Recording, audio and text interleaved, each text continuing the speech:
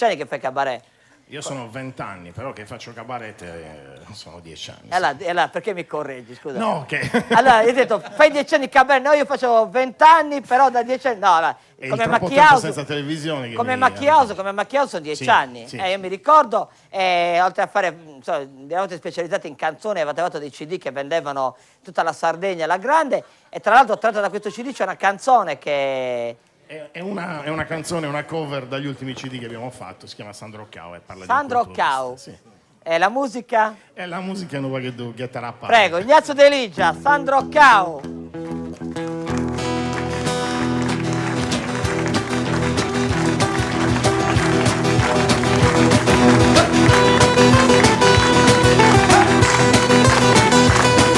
Sandro Cao è culturista, c'ha si vede a prima vista.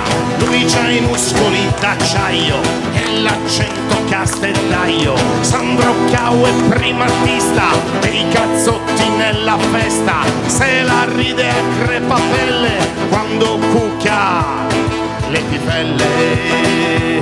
Ma una tiri Aristopau, una bifella che un corpo de borsetta da Donau. Sandro Cao, un ugazzotto erante crocao. Sandro Cao, una zugara c'è boffio tre stisi polini scirai. Sandro Cao, un ugazzotto erante crocao. Sandro Cao, una zugara c'è boffio tre stisi polini scirai.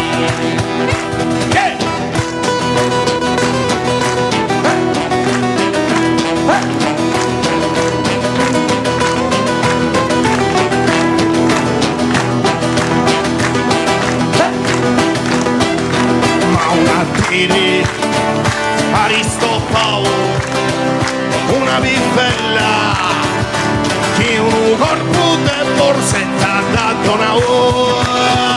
Sandro Cao, un gazzotto erante crocao. Sandro Cao, una zugara c'è boffio tre stesse con indici rai. Tira.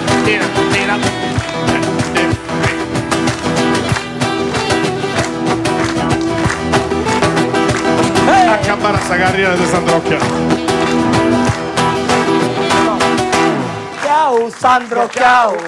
Gazzotto erante crocao. Sandro Cao, una zugara c'è boffio tre stesse con indici rai. Ignazio De Ligia, macchiato.